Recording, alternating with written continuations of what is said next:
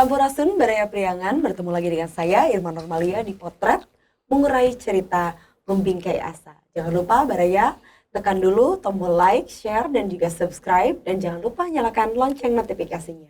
Kita akan segera kembali di Potret Mengurai Cerita Membingkai Asa.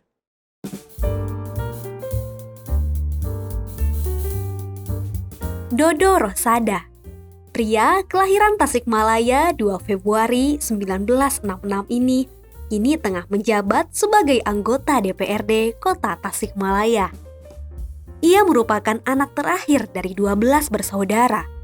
Dibesarkan oleh pasangan Bapak Haji Sarbeni dan Ibu Hajah Maesyaro.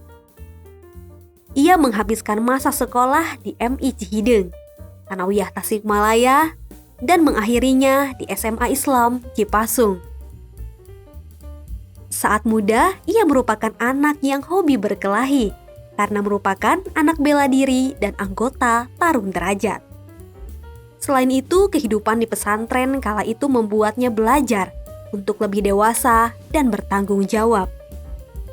Kini, ia didampingi sang istri, Nina Nurliana, dan dianugerahi 2 orang anak, yaitu Helmi Muhammad Iqbal dan Hilda Marwa Fauzia.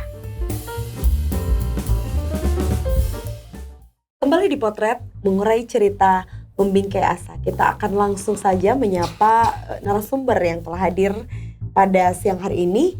Assalamualaikum Kang Dodo Rosada, anggota DPRD Kota Tasikmalaya dari PDI Perjuangan. Waalaikumsalam. Sehat Akang? Alhamdulillah. Terima kasih Akang sudah berkenan hadir di Potret tentunya di sela-sela kesibukan. Lagi sibuk apa sih sebenarnya Kang?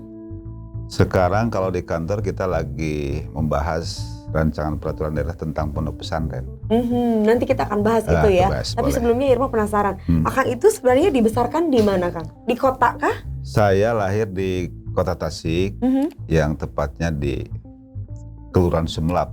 Kalau dulu waktu sebelum pemekaran dengan kabupaten. Jadi desa lah istilahnya. Iya. Lahir di situ, cuman saya tumbuh dan berkembang di Jalan Sagak Pedayungan. Kemudian sekolah ke SMA Cipasung. Bisa pindah dari Sumelap ke Jalan Sagak itu gimana ceritanya? Waktu itu orang tua saya itu kan ada rumah juga. Jadi kalau saya tempat kelahiran di Sumelap, ketika menjelang SMP kelas 1, ayah saya punya rumah juga di Jalan Sagak, dan rumah tersebut diisi oleh kakak yang tertua. Jadi saya ikut di situ juga. Di Sumelap tetap ada. Oh gitu. Ya. Tapi kalau SD di Sumelap? SD di Sumelap, SMP pun di Sumelap ya.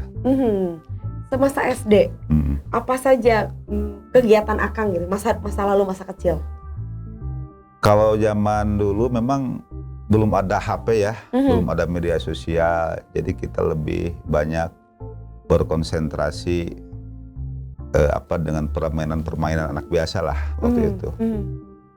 Cuman kebetulan keluarga saya itu keluarga yang sangat fanatis terhadap agama, sehingga saya itu selesai sekolah SD, pada duhur kita sekolah diniyah. Sekolah diniyah, permainannya kita lebih banyak di lingkungan pesantren waktu itu, di lingkungan pesantren. Begitupun menjelang SMP, sama di sana. Jadi habis sekolah SMP kita pun sekolah diniyah juga. Jadi SMP masih sekolah diniyah? Masih sekolah diniyah. Masih sekolah diniyah. Jadi permainan itu lebih banyak di lingkungan pesantren. Karena sekolah diniyah waktu itu hanya ada satu untuk wilayah Kecamatan Samansari yang populis gitu. Yang populer itu hanya di pesantren Al Ihsan. Dan di sana kita lebih banyak bermain dengan anak-anak di situ, di lingkungan pesantren. Kalau Bapak dan Ibu membesarkan Akang dengan seperti apa membesarkan?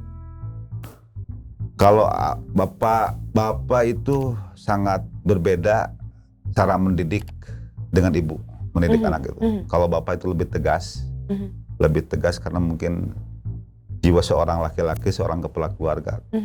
Dari sisi tanggung jawabnya begitu besar mungkin sehingga tapi dalam hal agama, Kalau ibu biasa kan landai biasa, kalau perempuan lebih rata-ratanya santai, ya lebih santai, landai, lebih gitu. menyayang Jayang gitu. gitu. Apa yang paling Akang ingat dari kerasnya Bapak itu? Keras Bapak pertama dalam hal sholat. Kalau ayah saya selalu memberi wasiat, bahkan sebelum meninggal pun hanya satu wasiat dari ayah itu. Pertama, jangan meninggalkan sholat. Sholat harus tetap dijaga dalam kondisi apapun, dimanapun berada kan gitu. Harus tetap, hanya itu saja. Amanatnya adalah Amanah itu sholat aja. Kalau ibu? Ibu juga sama sebetulnya, cuman tidak sekeras bapak gitulah. Kalau Pernah dihukum yang paling Bapak ingat tuh gimana? Bapak menghukum gitu? pernah dijewer sama bapak, kemudian Itu pernah gara-gara? nggak sholat, Oh. gara-gara sholat. Kalau kenakalan-kenakalan anak yang lain Bapak tidak menghukum? Kalau dulu memang kenakalan waktu zaman saya ya, waktu itu kenakalan biasa sih. Kenakalan biasa paling ya ada perbedaan selisih paham atau pandangan. Tapi Berebut mainan biasanya ya? Dalam hal-hal yang kecil lah, yang tidak begitu substansi sebetulnya kan gitu. Masih hal-hal wajar kan gitu. Ya makanya kalau dibanding dengan anak yang sekarang yang usia-usia dini seperti itu sangat jauh berbeda dengan yang dulu. Ya, berbeda. Kalau di rumah ada berapa bersaudara? Sebetulnya saya ada 12 bersaudara. 12 kan? Bersaudara. Laki-lakinya ada berapa? Laki-lakinya ada 10. Laki-lakinya 10? Laki-laki 10, laki-laki 10, perempuan 2. Itu 2. Satu rumah semuanya, tinggal satu rumah? Enggak kan, waktu itu ada yang meninggal di bawah usia 15 tahun. Oh, iya. Jadi paliatif. Nah yang tersisa sampai usia menjelang usia di atas 50 atau 60 itu tinggal 7. Kakak saya paling bontot. Anak bungsu. Anak bungsu. Harusnya anak bungsu paling dimanja ya? Enggak, gini masalahnya, Mbak. Jadi waktu itu ayah saya wafat ketika saya usia mau masuk SMP kelas 1. Ayah saya itu. Jadi masih kecil. Remaja. Saya ditinggal sama ayah itu ke sekitar usia berapalah? Kelas 1 SMP menjelang 12 tahun lah ya. 12 tahunan ya. Dari itu. Nah, waktu saya tinggal sama ibu SMP. Nah, ketika keluar SMP baru saya melanjutkan ke SMA Cipasung waktu itu. Jadi saya lebih besar dan lebih dewasa itu ketika saya duduk di pesantren di sana. Rasanya seperti apa ketika pertama kali Bapak meninggalkan keluarga gitu? Itu kan tulang punggung keluarga. Oh, ya. Ya tentunya sedih, Mbak lah. Sedih. Karena memang di saat saya masih membutuhkan kasih sayang orang tua lah. Gitu. Membutuhkan kasih sayang orang tua. Nah ketika itu juga orang tua saya meninggalkan, tinggal seorang ibu, di mana seorang ibu hanya dari sisi langkah pun sangat berbeda dengan orang tua laki-laki. Bapak dulu kerjanya? Orang tua saya itu pengusaha petani. Pengusaha petani? Ya pengusaha juga, petani juga gitu. Gitu. Petani juga. Kalau bukan masalah kasih sayang, tapi kasih sayang kalau dari sisi ekonomi ya alhamdulillah bukan apa-apa. Dibilang cukup, tidak lah kan itu. Tapi apa yang kita inginkan terpenuhi kan gitu. Terpenuhi. Cuman dia kasih sayang orang tua ketika melihat teman kita ya masih komplit, masih lengkap orang tuanya. Di situ baru kita merasa kehilangan. Adakah sosok pengganti yang menggantikan, kan ada kakak-kakak yang lain yang sudah banyak, lebih besar kan? Ya. Mungkin ada sosok pengganti. Siapa kakak yang paling dekat? Hampir semuanya dekat sih sebetulnya. Hampir semua dekat. Karena saya mungkin anak yang paling kecil waktu itu. Maksud itu masih perhatian, rasa simpati, rasa peduli dari kakak memang semuanya tercurah. Tapi kan tidak cukup seperti itu. Betul. Gitu. Tidak akan ada yang bisa menggantikan kasih sayang orang tua kan gitu dengan orang lain. Kemudian Akang di sekolah SD, SMP, apakah termasuk siswa yang berprestasi? Enggak juga. Kalau SMP betul. Kalau SMP betul. Jadi masuk kategori 5 besar lah. Tapi ketika menjelang SMA ya mulai mulai kacau balau. Kacau balaunya karena sambil pesantren juga kan Kayak terganggu tuh. mungkin bukan terganggu ya, lebih ke kompleks gitu. Ya, Ada betul. berbagai pelajaran pesantren, pelajaran di sekolah juga. Ya persis seperti itu, Pak. Persis seperti itu. Kadang-kadang saya itu jarang sekolah, ketika sekolah pun sering bolos. Kenapa itu Karena santri ngantuk bolos? kan, malamnya ngantuk, ngaji sampai jam 10, jam 11. Kadang-kadang bangun pagi itu jam 4. Iya. Terus sholat subuh, setelah sholat subuh tidur lagi, akhirnya kesiangan sekolah. Tapi karena mungkin adanya di lingkungan pesantren sehingga banyak dimaklumi oleh guru-guru. Jadi masuk pesantren itu berbarengan dengan masuk SMA. SMA ya, SMA atau aliyah? SMA. SMA. Islam Cipasung. SMA Islam Cipas. Iya. Pengalaman menjadi santri. Kan yang biasanya tinggal di rumah tentunya akan berbeda dengan tinggal di kobong gitu kan. Ada pengalaman menarik selama di mondok di pesantren? Banyak, justru hidup di pesantren itu sebetulnya lebih menjadikan kita lebih dewasa. Menjadikan kita semakin dewasa, semakin berpikir, semakin tingkat kemandirian pun semakin nampak. Karena kan kita hidup di sana berbagai hal kita tanggulangi sendiri kan gitu. Tidak hanya dengan kita hidup dengan orang tua, dengan keluarga, atau kakak ataupun bibi lah siapapun. Bisa ketika ada masalah kita bisa diskusi, bisa mencurahkan sesuatu itu terhadap orang tua ataupun kakak. Tapi kan ketika di pesantren, apabila kita menghadapi masalah mau tidak mau harus ditangani oleh sendiri. Belum lagi menyesuaikan diri dengan Lingkungan. teman-teman satu kamar berapa orang? Satu kamar itu ada 10-11 orang. Tapi kan orang sudah terbiasa di rumah juga kan banyak kan gitu.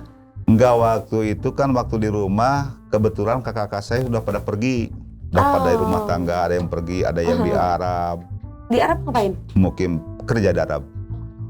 Ada yang di Sumatera, di Palembang karena tugas kan itu banyak.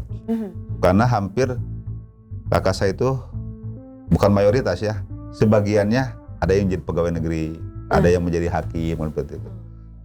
Ada yang jadi pengusaha juga kan gitu, mengikuti jejak orang tua. Gitu. Itu di pesantren.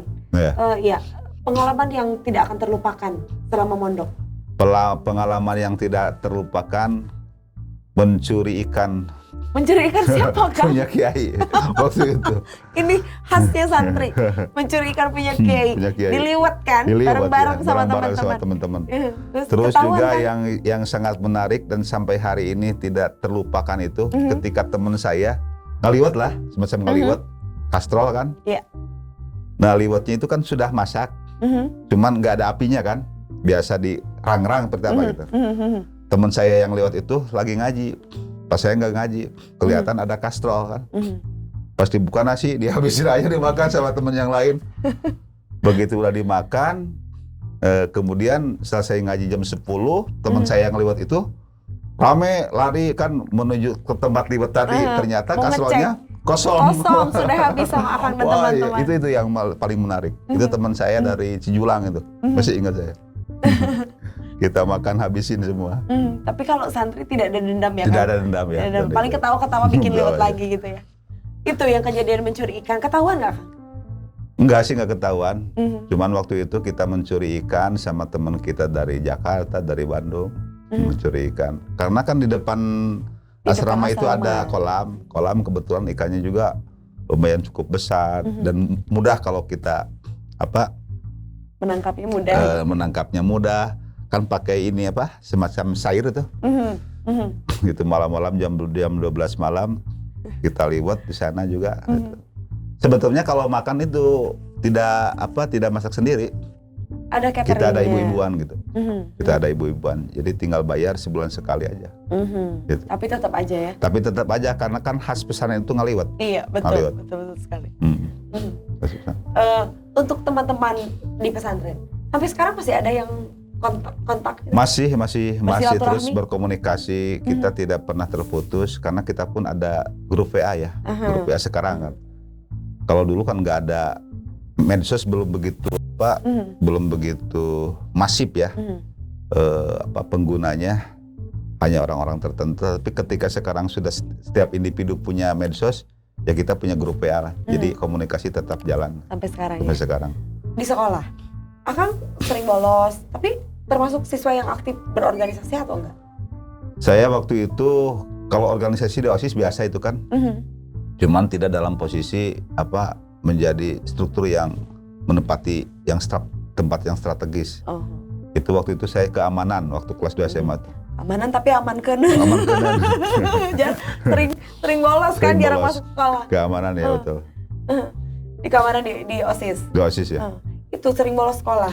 Ditegur, dihukum sama guru. Makanya mungkin guru-guru itu memaklumi. Jadi selama saya sering tidak masuk sekolah, begitupun ketika sekolah sering bolos, tidak pernah ada yang memarahi guru tuh. Karena tahu saya hidup di pesantren, tinggal di pesantren, mungkin sangat dimaklumi, dipahami juga kayaknya. Tapi di sekolah ada beberapa teman yang pesantren juga? Atau Hampir pesantren. hampir semuanya Kalau pesantren? Cipasung pesantren semua. Tidak ada yang semacam pulang pergi. Karena kan dari kebanyakan kalau di Cipasung itu kebanyakan santri itu dari kota-kota yang jauh, kayak Jakarta, Bandung, Surabaya, Kalimantan. Yang Jadi di sana itu ke Tasik untuk menuntut. kita hidup di sana memang di tengah-tengah lingkungan yang sangat majemuk, yang sangat plural. Oke. Gitu. Iya, baik. Sangat menyenangkan berbincang, tapi kita harus jeda dulu sesaat. Kita akan segera kembali di Potret mengurai cerita Membingkai Asa.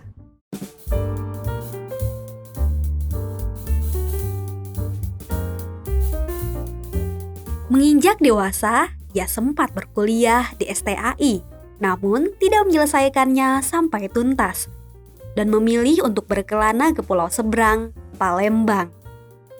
Setelah beberapa tahun di tanah perantauan, akhirnya ia kembali ke Tasikmalaya karena harus mendampingi sang ibu. Saat itu juga ia memutuskan untuk kembali berkuliah dan masuk ke Universitas Galuh, menunaikan cita-cita lamanya menjadi seorang advokat.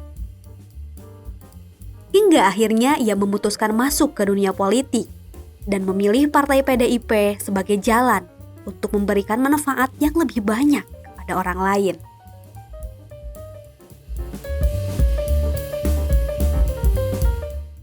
Baraya Priangan kembali di Potret mengurai cerita Membingkai Asa. Kang Dodo, kita lanjutkan. Iya. Lulus dari SMA Cipasung, dilanjutkan kuliah di Kuliah di STAI yang dulu itu kampus, sekarang dipakai sekolah SMA 5 ya. Yang tentara pelajar di situ. Iya, betul. Sekolah Tinggi Agama Islam waktu itu. Itu lanjut dari Cipasung langsung, tidak berhenti dulu langsung kuliah? Saya berhenti dulu 1 tahun karena waktu itu mencoba mendaftar ke kepolisian waktu itu. Mencoba mendaftar. Oh, sempat bercita-cita jadi polisi ternyata. Sebetulnya enggak sih. Cita-cita saya tuh menjadi seorang advokat waktu itu, waktu SMA tuh. Tapi kenapa daftar ke Ingin polisi? menjadi seorang advokat, cuman waktu itu ada temen mau mendaftar polisi, akhirnya saya ikut juga, ikut-ikutan lah semacam itu. Itu tahun berapa sih, Kang? Tahun 87. 87 daftar ke kepolisian. 88, 89 saya baru melanjutkan ke STAI. Tapi itu bukan pilihan saya, pilihan ibu saya. Oh, ibu. Ibu gitu. Karena dari kepolisian nggak lolos, Ya. kata ibu, ya udahlah kuliah di sini Ya, aja. tapi ya ibu baru mau membiayai untuk melanjutkan kuliah asal ke STAI. Kenapa? Karena di situ lebih bersifat agamanya kan hampir 90%. Betul. agama Tapi kenapa Islam. harus di Tasik maksudnya? Kan ada di Bandung yang yang universitas yang lebih besar gitu, sedangkan lebih bernama, mempunyai nama, atau ke Jogja kayak kemana? Waktu itu kan ibu saya tinggal sendirian di rumah.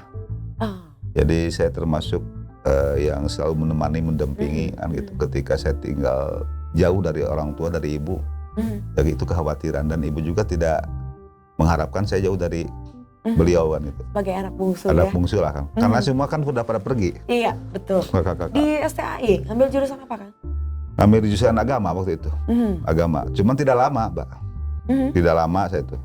Karena memang pertama itu karena hanya menghormati dan sebagai bentuk ketaatan terhadap seorang ibu, saya harus terpaksa mengikuti arahannya kan gitu, keinginannya, biar tidak melukai hatinya lah seperti itu.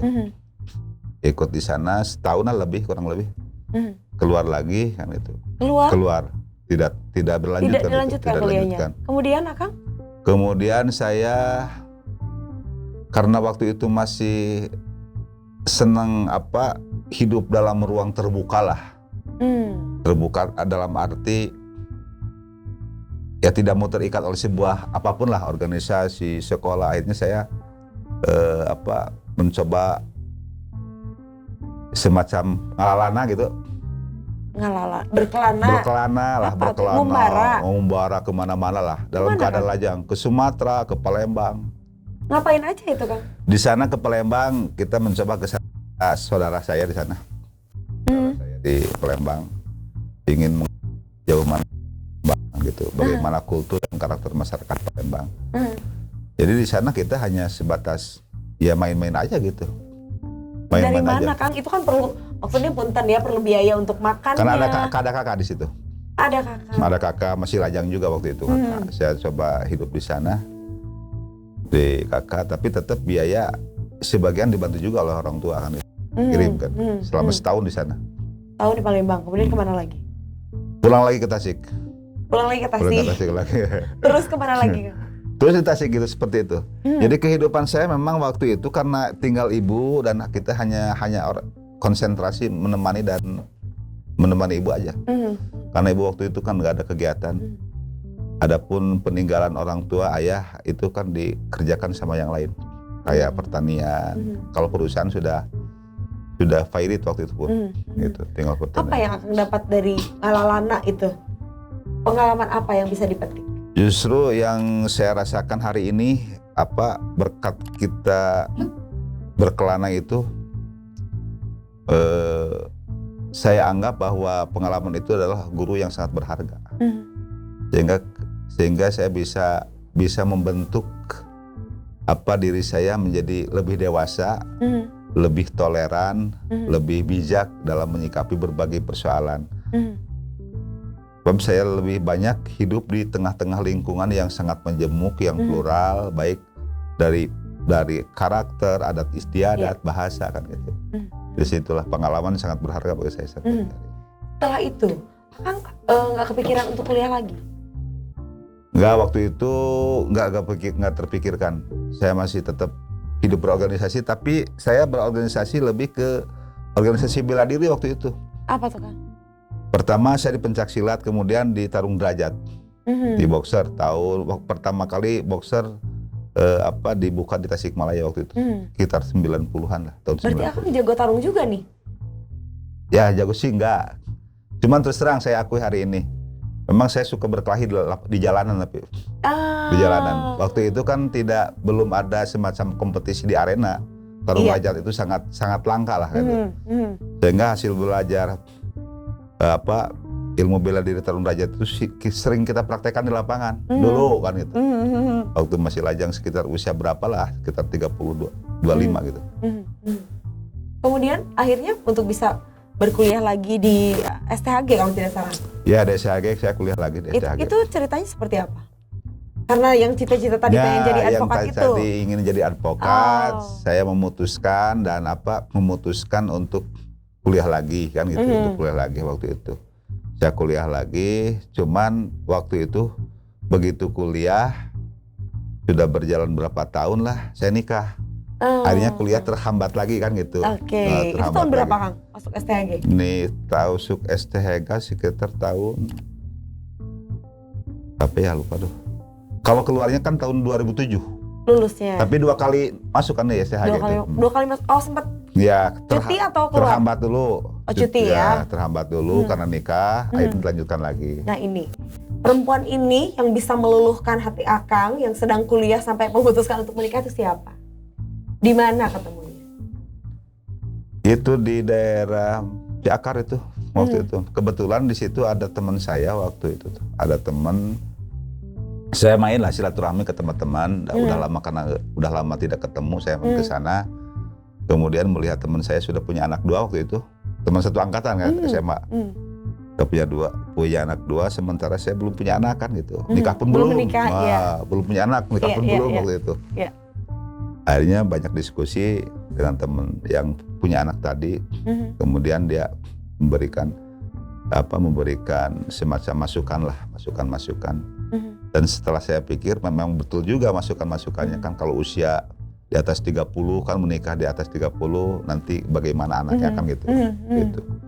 Akhirnya waktu itu saya memutuskan menikah lah gitu. Cuman memang belum punya pacar waktu itu, Mbak. Iya. Waktu itu saya belum punya pacar sih. Karena terus terang saja saya putus hati lah. Patah hati lah. Waktu SMA dulu. Korban patah hati. Itu. Masa sih kan dari SMA sampai ngalalana kesana kesini nggak ada pacar? Ada, cuman pacar main gitu aja, bukan. Jadi yang bikin patah hati itu malah yang di SMA gitu? Dari SMA dulu pernah. Ya, itulah cinta pertama ceritanya. Gitu kan? Mungkin bisa aja. Kalau saat ini nonton nih pasti perempuan bangga sekali bisa mematahkan hati seorang Kang Dodo Rosada gitu ya. Dan akhirnya bisa menemukan tambatan hati itu dijodohin teman atau gimana? Iya, teman yang memfasilitasi waktu itu. Dicomblangin. Ya, comblangin biasa. Dan Akang kemudian cocok gitu. Ya cocoknya karena memang saya sudah berpikirnya sudah lain waktu itu. Sudah berpikir karena saya pun ingin sama seperti mereka yang sudah punya anak. Bagaimana rasanya punya anak kan gitu. Bagaimana rasanya sudah berkeluarga, menjadi seorang kepala keluarga. Jadi lebih berpikir ke arah yang lebih positif waktu itu. Gitu. Kemudian setelah menikah, Akang melanjutkan lagi kuliah. Itu dapat support dari istri? Dapat support dari istri. Apa yang membuat Akang berpikir untuk kayaknya ini kuliah dilanjutin deh gitu? Ya itu mungkin karena inspirasi tadi. Jadi cita-cita saya ingin menjadi seorang advokat masih melekat waktu itu, masih lekat. Jadi kapanpun apa yang sudah ada dalam benak dan pikiran saya, cita-cita tadi akan saya tempuh dan akan saya raih kan seperti itu. Kenapa harus advokat? Menikah gitu, Akang pengen jadi advokatnya apa gitu? Dulu saya memang ngefans sama Adnan Buyung Nasution waktu itu. Waktu itu kan advokat masih langka sekali ya. Advokat dengan kehebatan berargumentasi seorang Adnan Buyung waktu itu. Cara mengekspresikan sebuah perkara kan begitu luar biasanya kan. Sehingga saya tertarik di situ menjadi seorang advokat. Bahkan ketika di pengadilan dulu kan tidak ada semacam medsos bisa kita tonton kan gitu. Tapi ketika saya melihat ada semacam sekilas gambaran waktu itu melalui video lah. Pernah hebatnya Adnan Buyung waktu itu mempertahankan sebuah perkara dalam eksepsinya kan gitu. Nah maka disitulah waktu SMA nih tertarik jadi menjadi seorang pengacara waktu itu. Gitu. Karena langkanya itu, kalau sekarang kan pengacara sudah di mana-mana ya? gitu. Sekarang banyak sekali. Gitu. Akhirnya melanjutkan kuliah dan lulus. Ya, di tahun berapa lulusnya? Lulus tahun 2007. Setelah itu, Akang bekerja atau seperti apa? Saya bekerja di sebuah perusahaan waktu itu. Menjadi? Tapi belum sarjana waktu itu. Oh masih kuliah nyambi? Masih kuliah nyambi kan gitu lah. Saya di sebuah perusahaan, tapi nyambinya pun ya itulah seperti itu. Untuk menambah resiko dapur waktu itu. Karena kuliah saya masih dibayar oleh orang tua. Kuliah di STG oleh ibu ya waktu itu. Ya. Makanya kalau ingat suka ini juga lah. Begitu apa ya maksudnya? Akang yang sudah sebutkanlah usia dewasa, sudah menikah pula, tapi kuliah masih dibiayai sama orang tua, masih ibu. Ibu masih, peranan ibu masih begitu besar lah untuk membesarkan saya, mendewasakan saya kan itu. Dan emang seperti itulah Mbak kehidupan perjalanan hidup saya. Nah makanya waktu masuk ke politik itu tidak terpikirkan sama sekali saya menjadi seorang politisi kan. Oke. Dari perusahaan itu, kenapa tiba-tiba jadi ke politik? Nah ini awalnya, jadi ingat omongan orang tua saya, jadilah manusia yang bermanfaat waktu itu. Nah waktu itu memang belum bisa dipahami maknanya kemana arah daripada pembicaraan orang tua waktu itu. Nah ketika saya sudah berkeluarga tadi, sedikit banyak sudah menambah keilmuan lah dari kuliah segala macam. Ternyata dunia politik itu memang pertama sebuah pekerjaan yang memang bisa memberi manfaat yang begitu banyak bagi masyarakat luas. Ketimbang kita menjadi seorang pekerja baik di swasta maupun mandiri, itu manfaatnya itu lebih besar untuk kepentingan diri sebetulnya ketimbang masyarakat luas kan gitu. Iya. Masyarakat luas. Maka setelah banyak mempelajari tentang teori politik dan segala macam, kemudian bagaimana arah tujuan politik itu kan gitu. Jadi politik kan semacam sebuah sarana lah, sebuah sarana atau alat untuk alat perjuangan, perjuangan demi kepentingan masyarakat banyak. Nah, dari situlah. Cita-cita jadi pengacara kalah oleh cita-cita politik. Kalah. Apa yang triggernya gitu loh Kang? Yang poin pentingnya sampai bisa melupakan cita-cita yang jadi pengacara? Tapi kalau ini pengacaranya tetap, cuman belum dipraktekkan aja. Oh. Gitu. Karena kan tidak boleh ketika kita menjadi seorang pejabat daerah, pejabat negara, tidak boleh merangkap menjadi menggeluti profesi advokat, profesi notaris, kan tidak boleh, itu harus ditinggalkan salah satunya. Jadi saya lebih memilih dulu politik kan itu. Oke, kita akan lanjutkan kembali sesaat lagi, tetap di Potret mengurai cerita Membingkai Asa.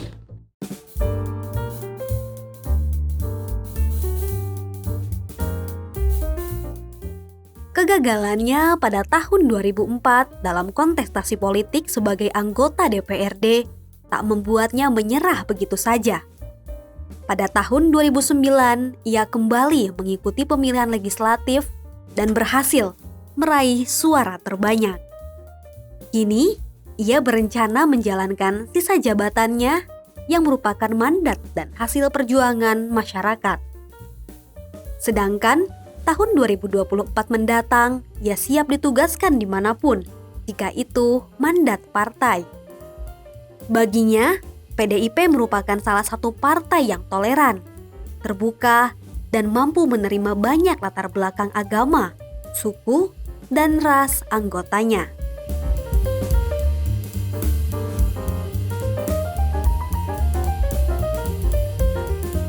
Kembali di Potret mengurai cerita Membingkai Asa. Masih bersama dengan Kang Dodo Rosada, anggota DPRD Kota dari PDI Perjuangan. Yang Irma penasaran, kenapa memilih PDI Perjuangan?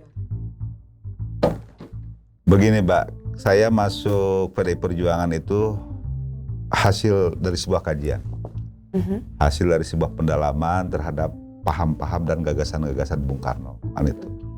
Dan salah satu banyak buku Bung Karno yang kita pelajari juga. Dan ketika itu kemudian kita melihat dinamika perpolitikan di Indonesia waktu itu kan itu. Waktu itu. Dan ternyata PDI Perjuangan yang mampu mengadopsi terhadap paham-paham dan gagasan Bung Karno yang lebih kerakyatan kan itu, kerakyatan, lebih memperhatikan masyarakat kecil dengan teori paham marhainismenya kan seperti itu. Karena dari situlah bukan memutuskan, saya mencoba untuk terus mendalami, kemudian untuk hidup bergaul dengan kelompok-kelompok tadi kan di PDI Perjuangan. Tahun berapa itu Kang? Itu sekitar tahun 2099 lah. 1999. Iya. Akang bergabung dengan PDI Perjuangan. Bergabung dengan PDI Perjuangan. Menjadi pengurus? Belum menjadi pengurus waktu itu. Masih biasa aja. Biasa bergaul, simpatisan kan, gitu ya. Simpatisan, tapi belum masuk pengurus. Mulai menjadi pengurus? Mulai menjadi pengurus sekitar tahun 2000. Kemudian Akang mencalonkan diri? Mencalonkan diri tahun 2004. 2004. Itu langsung lolos Kang? Enggak, waktu itu kalah. 2004 kalah kan, karena waktu itu masih sistem nomor urut waktu itu. Kita kebetulan nomor urut berapa lah kan. Tapi Akang nggak kapok? Nggak kapok sih. Karena waktu itu pun saya pertama waktu 2004 sebatas hanya ingin mencari pengalaman saja. Jadi targetnya bukan kemenangan waktu itu. Karena sudah sadar diri lah, nggak mungkin menang karena untuk mendapat sebuah kursi itu kita harus meraih suara di atas 6.000. Kan itu hal yang mustahil bagi saya. Seorang pendatang baru, sebutkan lah ya gitu, dan di dunia politik. Incumbent kan gitu. Kemudian nomor urut sangat menentukan. Bisa mengalahkan nomor urut ketika kita bisa mendapatkan suara 6.000 kan itu hal yang mustahil. Makanya dijadikan sebagai sarana pembelajaran lah waktu itu. Kemudian 2009 dan 2009 ya mencalonkan diri lagi. Masih dari PDI Perjuangan. Masih dari PDI Perjuangan. Dan alhamdulillah lolos. Suara mayoritas itu. Alhamdulillah akhirnya. Apa yang menurut Akang begitu betah bertahan di PDI Perjuangan? Yang menurut Akang PDI Perjuangan itu dengan pemikiran Bung Karno apa yang sinkron ya Kang? Jadi PDI Perjuangan pertama sangat toleran. Jadi lebih menjunjung tinggi toleransi. Toleransi budaya, agama, kan gitu, adat istiadat. Jadi bukan partai yang eksklusif, tapi partai yang sangat terbuka dan menampung dari berbagai latar belakang yang berbeda, agama, adat istiadat, budaya. Itulah, itu Bang Bung Karno. Dan perbedaan-perbedaan itu tujuannya sama. Untuk meningkatkan kesejahteraan masyarakat, menegakkan sebuah keadilan, kan gitu. Nah, makanya dari PDI itu sebetulnya partai yang sangat terbuka, yang bersifat nasionalis dengan ideologi Pancasilanya itu, kan gitu. Sejak kapan Akang menyukai atau ngefans lah sebutin ke Bung Karno? Waktu SMA juga saya udah ngefans Bung Karno. Selain Aden Buyung itu, Akang ngefans juga? Bung Karno, karena perjuangannya, pergerakannya, kan gitu. Bung Karno itu pergerakan, dengan pergerakannya sehingga bisa salah satu akan sebagai proklamator, kemudian sebagai pionir lah, pionir bangkitnya pergerakan di Indonesia itu kan waktu itu. Nah, itu Akang baca juga buku-buku tentang Soekarno waktu SMA atau di bawah bendera revolusi, kan itu salah satunya kan yang sering kita baca itu di sana. Waktu SMA dulu, SMA. Selain Bung Karno, selain Adan Buyung itu. Jadi ada buku Bung Karno yang sangat terkenal sekali di bawah bendera revolusi kan itu. Sekarang Akang sudah duduk di parlemen. Seperti apa rasanya ketika pertama kali masuk menginjakan kaki ke gedung DPRD? Saya dulu masuk ke DPRD, pertama tidak melihat fasilitas, tidak melihat gaji, tidak melihat tunjangan, bahkan tidak tahu gaji dewan waktu itu berapa, tunjangan berapa, fasilitas berapa. Tapi yang saya pikirkan dalam benak pikiran saya itu, kita melihat tupoksi DPRD, tupoksi dewan itu kan salah satunya adalah membahas dan menyetujui anggaran, ya, sehingga dari situ kita bisa menjabarkan ketika kita masuk dewan. Jadi peluang besar untuk memperjuangkan masyarakat itu sangat terbuka lebar kan gitu. Ya, makanya dari situ saya masuk dewan. Memang pertama agak sedikit canggung, agak sedikit ya kaku lah, kaku. Kita perlu adaptasi, bagaikan kita masuk dalam sebuah rumah yang baru kan gitu. Harus bagaimana kita bersikap. Tapi kalau awalnya kita mempelajari tentang tupoksi DPRD, saya rasa tidak terlalu lama adaptasinya dengan lingkungan DPRD. Nah, waktu itu saya berpikir, wah ini kesempatan baik bagi saya untuk melakukan sesuatu yang lebih banyak manfaatnya buat masyarakat kan itu. Tadi. Jadi manusia yang baik itu manusia yang bisa memberi manfaat bagi masyarakat. Nah, dari situlah semangat perjuangan kita semakin muncul dan semakin bangkit itu. Gitu. Di DPRD, bukankah Akang pasti tidak bisa membawa suara sendiri? Betul. Harus ada persetujuan partai gitu kan. Belum lagi kebijakan-kebijakan DPRD yang rumit menurut saya. Pernah ada pertentangan dengan batin sendiri tentang sebuah keputusan? Enggak sih sebetulnya. Partai sebetulnya tidak begitu membatasi terhadap aspirasi, hak-hak konstitusional anggota dewan dari PDI itu sendiri, tidak pernah membatasi. Cuma memberikan arahan secara makro saja.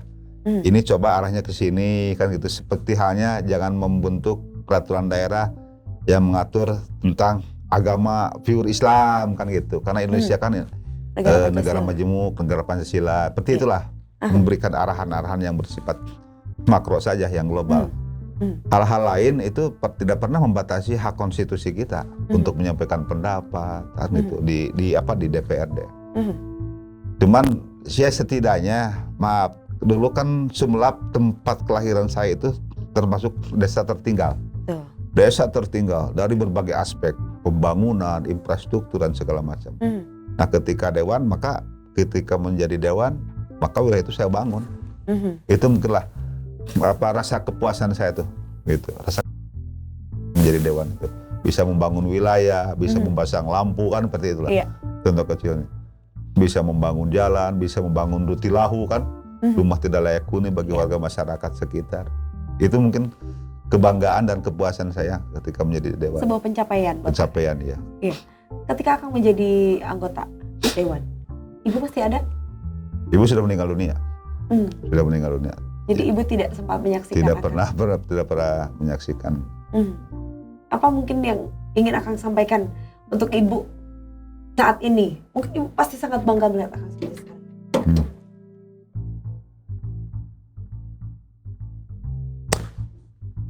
Ya, saya berharap semoga Allah mengampuni dosa-dosanya dan ibu saya mendapat tempat yang layak di sisi Allah. Mendapatkan rahmat dan hidayahnya dari Allah. Amin. Itu saja. Termasuk orang tua saya, mungkin bapak saya juga. Jadi saya sebagai anaknya belum bisa berbuat banyak, memberikan berterima kasih terhadap jasa-jasa orang tua yang selama ini sudah membesarkan saya, mendewasakan saya. Tapi mudah-mudahan beliau dengan jasa-jasa beliau tanpa pamrih membesarkan anaknya dan juga orang tua saya juga termasuk tokoh Nahdlatul Ulama sebetulnya. Tokoh Nahdlatul Ulama, semoga amal beliau diterima oleh Allah dan menyebabkan dia hidup di alam kubur ini, di alam barzah ini, mendapat kebahagiaan di alam kuburnya. Amin. Itu aja Amin, mungkin. ya Allah, ya. Luar biasa. Ini kesuksesan Akang bisa jadi karena doa kedua orang tua. Ya. Juga doa istri tentunya yang sangat sukses. Ya. Sekarang yang sedang Akang perjuangkan menuju 2024. Ada rencana terbaru atau masih mau di Tasik aja? Untuk sekarang saya masih ingin menjalani sisa masa jabatan saja. Tidak ada rencana 2024 mungkin sudah. Nah itu biasanya ngalir dengan sendirinya. Tanpa persiapan masa sih Kang? Persiapan. Jadi artinya saya sekarang melakukan upaya pendekatan dengan masyarakat bukan karena ada tujuan berikutnya sebetulnya. Sekalipun ada ya. Iya. Tapi ini lebih kepada mempertahankan, menjaga, memelihara hubungan komunikasi, hubungan silaturahmi yang sudah terjalin selama ini kan gitu. Karena diakui ataupun tidak, saya bisa duduk di kursi dewan itu berkat perjuangan masyarakat juga kan itu. Sehingga ketika saya terjun ke masyarakat hari ini, melakukan pendekatan, menyapa mereka, memperjuangkan mereka, bukan ingin mendapat dukungan kembali kalaupun memang maju, tapi setidaknya hubungan silaturahmi, komunikasi antara saya seorang bapak walaupun usia muda kan banyak orang tua dan masyarakat itu sebagai anak ini jangan sampai pecah oleh karena persoalan kurang komunikasi, kurang silaturahmi. Ya untuk 2024 insya Allah mungkin kalau masih ada usia panjang, kemudian masyarakat masih memberi kepercayaan untuk maju, insya Allah harus siap. Harus siap. Masih rencananya di kota, belum ke Jawa Barat? Masih di kota kalau saya, masih di kota. Tidak ada rencana untuk wali kota? Nah itu kan dikembalikan ke partai, nanti partai yang menentukan. Gitu. Yang terpenting bagi saya sebagai petugas partai, tentu harus siap mendapat tugas dari DPP kan itu.